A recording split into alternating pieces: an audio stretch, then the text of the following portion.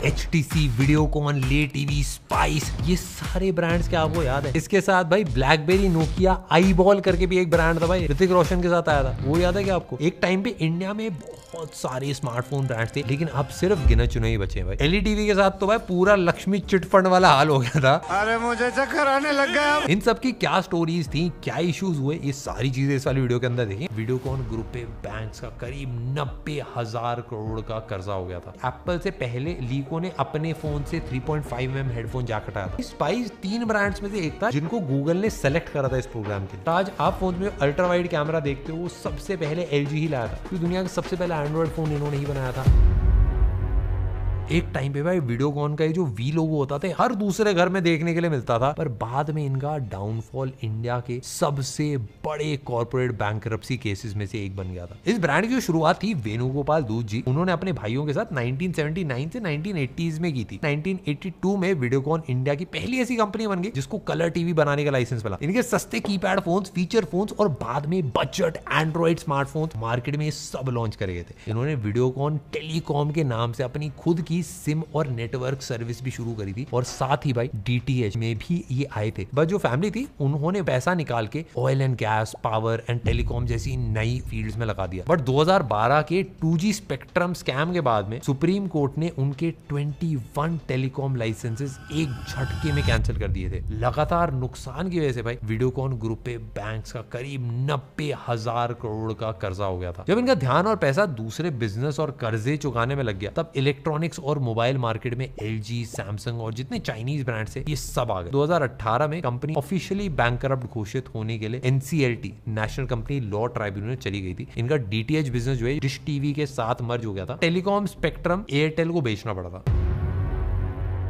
एलई TV, जिसका नाम बाद में बदल के लीको कर दिया गया था, इसे जिया यूटिंग नाम के एक चाइनीज बिलियनर ने शुरू करा था, और ये 2004 में एक वीडियो स्ट्रीमिंग वेबसाइट की तरह शुरू हुई थी। वो नेटफ्लिक्स ऑफ चाइना था। इंडिया में इन्होंने LE1S, LE2 और LE Max जैसे फोन लॉन्च करे थे। आपको जान के हैरानी होगी, एप्पल से पहले लीको ने अपने फोन से 3.5mm हेडफोन जैक हटाया था, और USB Type-C ऑडियो भी भाई वही लाए थे। इनके फोन्स में मेटल बिल्ड प्रोसेसर उस टाइम के प्राइस के हिसाब से तगड़े होते थे। ये सिर्फ फोन्स नहीं बना रहे थे भाई, इन्होंने सस्ते स्मार्ट टीवी, स्मार्ट बाइसाइकिल्स और यहाँ तक कि भाई इलेक्ट्रिक कार, फैराडे फ्यूचर भी बनानी शुरू कर दी थी। लीको की सबसे बड़ी गलती ये थी, एक ही वक्त पे नेटफ्लिक्स, एप्पल, टेस्ला तीनों बनना चाह रहे थे भाई। इनका प्लान ये था कि भाई फोन बनाने की कॉस्ट पे भाई सबसे सस्ते में बेच दो, अंदर जो लीको मेंबरशिप है उसके पैसे आप लो। बट किसी ने इनके कंटेंट, वीडियोस, उनके पैसे नहीं दिए। उनकी कमाई का रास्ता ही एकदम ब्लॉक हो गया था। बाकी बिजनेस से रिटर्न नहीं आया, कंपनी के पास अपने एम्प्लॉइज को सैलरी देने के लिए भी पैसे नहीं बचे। इनका पूरा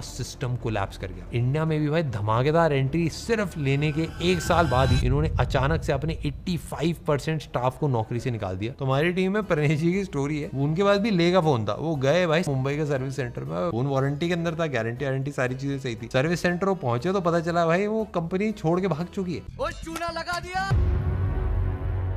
नेक्स्ट है भाई अल्काटेल। ये एक पुराना और इंटरनेशनल ब्रांड है जिसका कनेक्शन फ्रांस और चाइना दोनों से है। ओरिजिनली फ्रांस की एक बहुत बड़ी टेलीकॉम कंपनी है, अल्काटेल लूसें करके इनका नाम है। 2004 में भाई फ्रेंच कंपनी ने अपने मोबाइल डिवीजन के लिए चाइना की कंपनी TCL कम्युनिकेशन के साथ पार्टनरशिप करी थी। कुछ सालों बाद ही भाई TCL ने अल्काटेल का पूरा मोबाइल बिजनेस खरीद लिया था। बाद में इन्होंने भाई अल्काटेल वन टच नाम से एक पूरी सीरीज को लॉन्च करा जो बहुत ज्यादा फेमस हुई। एंड्रॉइड के आने पे इन्होंने आइडल और पॉप सीरीज निकाली। एक टाइम पर इन्होंने विंडोज फोन भी बनाए थे। जब Xiaomi, Realme, Vivo ये आकर सस्ते में हाई परफॉर्मेंस स्मार्टफोन्स बना ले, तो अल्काटेल का कंपटीशन भाई वो टिक ही नहीं पाया जाता। अगर फोन खराब हो जाए तो ठीक करवाना भी बहुत ज्यादा मुश्किल होता था। TCL के पास अल्काटेल को चलाने की जिम्मेदारी थी। उन्होंने बाद में ब्लैकबेरी के फोन्स बनाने का लाइसेंस ले लिया और अपने TCL से भी स्मार्टफोन्स उन्होंने खुद लॉन्च कर दिए। इस वजह से उन्होंने अल्काटेल ब्रांड को इग्नोर करना शुरू कर दिया। इसी वजह से भाई इंडिया में भी इनका मार्केट शेयर 1 से 2% के आगे ज्यादा बढ़ ही नहीं पाया। चुपचाप भाई इंडियन मार्केट से निकल दी।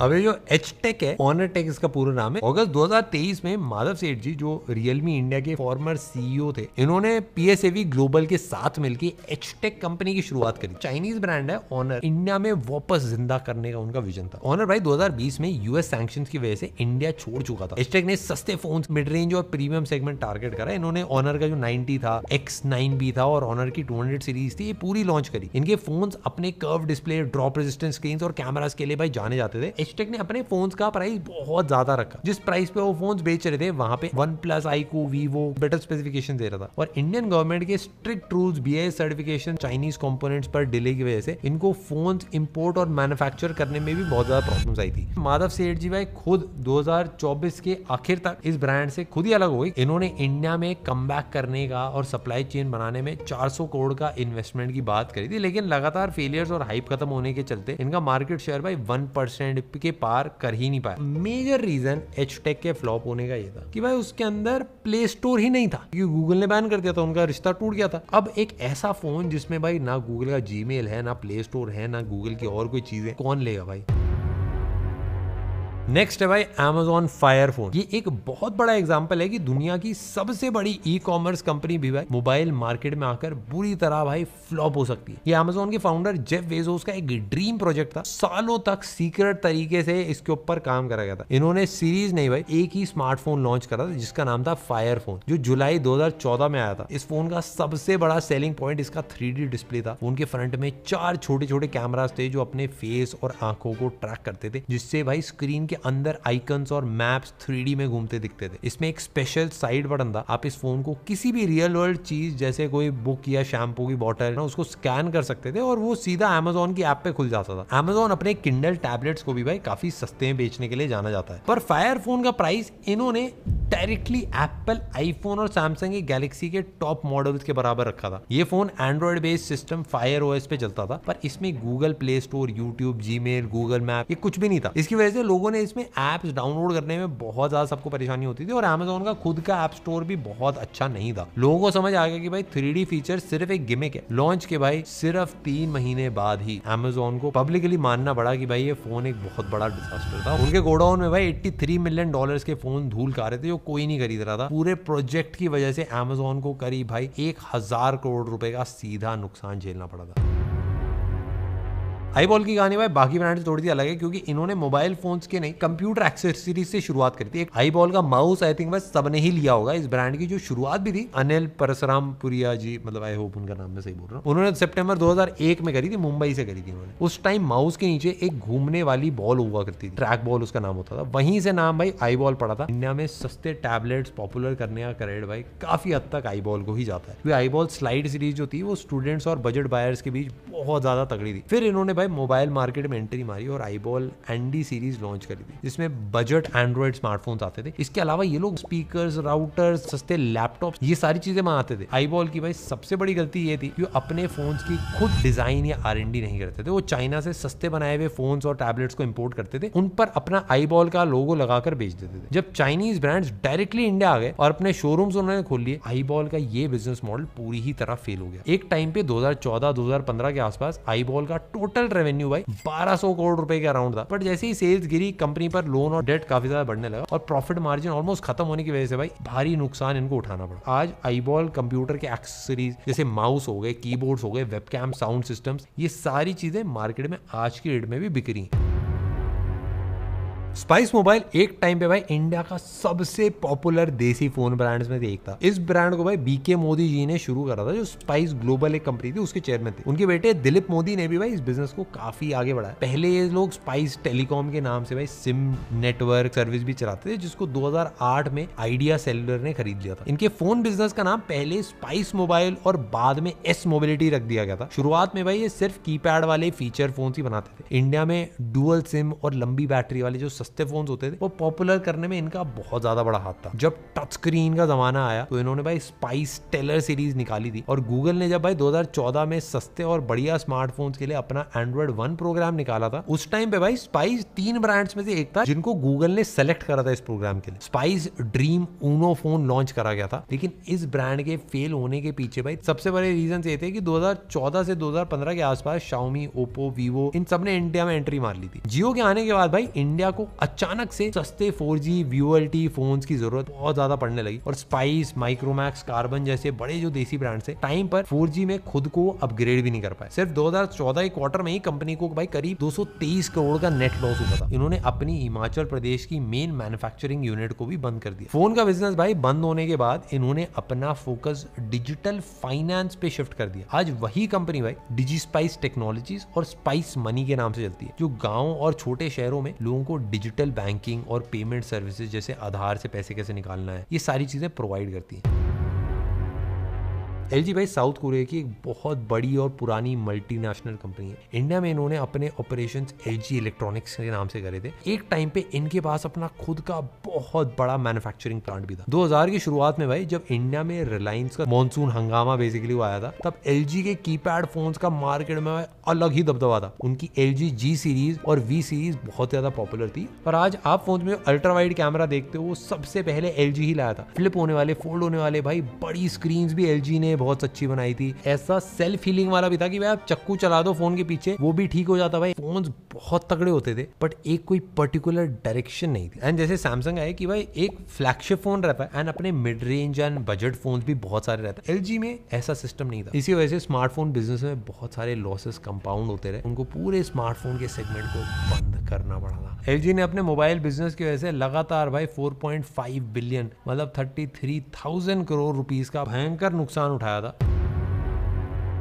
ब्लैकबेरी भाई एक टाइम पे मोबाइल दुनिया का बॉस हुआ करता था। बड़े बड़े बिजनेसमैन से लेके हॉलीवुड स्टार्स, यहाँ तक कि भाई अमेरिका के एक्स प्रेसिडेंट बराक ओबामा, उनके भी हाथ में ब्लैकबेरी देखा गया था। एक स्टेटस सिंबल माना जाता है। इस ब्रांड को कनाडा की company research in motion RIM ने बनाया था। इसकी शुरुआत भाई मिके लजार्डिस और डॉग फ्रे ने करी। बाद में भाई जिम बैलेस्टील ने को CEO बने थे। ग्लोबल लेवल पे उन्होंने बड़ा बना दिया था। बाद में कंपनी ने अपना नाम RIM से बदल के ब्लैकबेरी ही रख लिया था। इनके फोन्स में भाई टच स्क्रीन की जगह छोटे छोटे बटन वाला पूरा QWERTY कीबोर्ड होता था। बीच में एक ट्रैक बॉल या ट्रैक पैड होता था जो भाई फोन चलाने के लिए बहुत आसान रहता था। व्हाट्सएप के आने से भाई बहुत पहले इन्होंने अपना एक प्राइवेट चैटिंग ऐप इनका होता था BBM, जो बहुत ज्यादा फेमस था भाई मेरे बचपन में एटलीस्ट। इनकी BlackBerry Curve, Bold, Pearl series पूरी दुनिया में भाई बहुत क्रेजी बिकी थी। ये फोन भाई फेमस थे भाई अपनी सिक्योरिटी के लिए। इनका फेलियर भाई किसी और की वजह से नहीं बल्कि इनकी खुद के ओवर कॉन्फिडेंस की वजह से हुआ था। 2007 में जब एप्पल ने पहला आईफोन निकाला था तो ब्लैकबेरी के ओनर्स ने उसका मजाक उड़ाया था। उन्हें लगा कि भाई कभी भी फिजिकल कीबोर्ड छोड़ के टच स्क्रीन पे टाइप कोई बंदा करेगा ही नहीं। जब तक इनको अपनी गलती का एहसास हुआ तब तक आईफोन और एंड्रॉइड इनका मार्केट खा चुके थे। ब्लैकबेरी का पूरा OS सिर्फ ऑफिस के काम और ईमेल के लिए डिजाइन करा गया था। जब लोग अपने फोन पे गेम्स खेलते थे, यूट्यूब देखते थे और नए नए एप्स यूज करना चाहते थे तो ब्लैकबेरी का ऐप स्टोर बिल्कुल सूखा सा पड़ा रहता था। भाई इन्होंने अपना सबसे पॉपुलर फीचर BBM सिर्फ अपने फोन्स तक ही लिमिटेड रखा। इस बीच भाई व्हाट्सएप आया और उसने BBM की पूरी तरह से धज्जियां उड़ा दी। 2009 से 2010 तक ग्लोबल स्मार्टफोन मार्केट में इनका करीब 20% का शेयर था। पर स्मार्टफोन्स आने के बाद इनकी सेल्स इतनी बुरी तरह से गिरी कि भाई मार्केट शेयर 0% पे आ गया। इन्होंने टच स्क्रीन फोन्स मार्केट में वापस आने के बाद भाई 2013 में ब्लैकबेरी Z10 निकाला था, जो इतना बड़ा फ्लॉप था कि कंपनी के गोडाउन में भाई 1 बिलियन मतलब 8,000 करोड़ के फोन्स अनसोल्ड पड़े रह गए थे। आज के टाइम इन्होंने फोन्स बनाने बंद कर दिए और अपना नाम और लाइसेंस पहले भाई TCL Alcatel वाली कंपनी को ही बेच दिया। फिर उसके बाद ऑनवर्ड मोबिलिटी नाम की कंपनी को दे दिया। पर कोई भी भाई इन फोन्स को बेच नहीं पाया। आखिर में भाई जनवरी 2022 में ब्लैकबेरी ने अपने पुराने फोन्स का सॉफ्टवेयर और सर्वर सपोर्ट ऑफिशियली बंद कर दिया।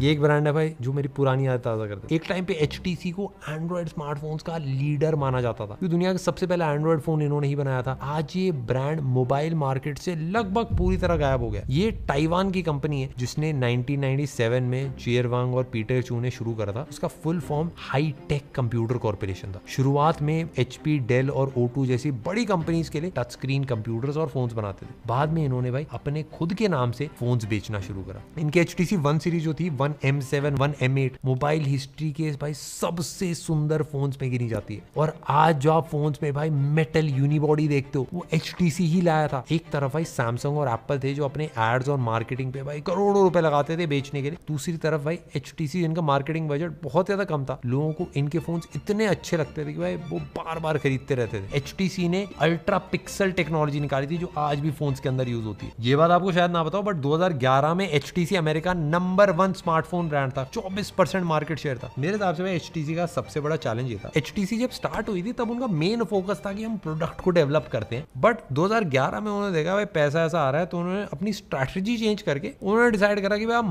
मार्केटिंग भी आप दबा के करेंगे सैमसंग और एप्पल से कंपीट करने के लिए। $1 बिलियन के अराउंड उन्होंने मार्केटिंग में लगाया था 2013 के अंदर। HTC बस प्रीमियम फोन्स में ही रहा, कंपटीशन जैसे जैसे बढ़ गया तो भाई उनको मेजर लॉसेस होने लगे और उसके बाद उनको कंपनी ही बंद करनी पड़ी। टेक्नोलॉजी वाला बिजनेस भाई सबसे ज्यादा ब्रूटल होता है, इसी में सबसे ज्यादा डिफिकल्ट होता है ब्रांड बिल्ड करना, क्योंकि हर नई इनोवेशन के साथ में आपको कैचअप करना होता है। अभी तो हमने कुछ ब्रांड्स की बात करी, कैलमिनेटर ब्रांड था, इंडिया में वर्लपूल करके ब्रांड बहुत चलता था, वर्ल्ड वाइड भी भाई इतनी सारी बड़ी बड़ी कंपनी एकदम टॉप से जीरो पे आई है, बट जो कंपनीज आज की डेट में क्रेजी कर रहे हैं उनके लिए भी रिस्पेक्ट बहुत ज्यादा बढ़ जाती है। एंड आई होप भाई जो ब्रांड्स चल रहे हैं वो और ऐसी ही नेक्स्ट लेवल चीजें बिल्ड करते रहे।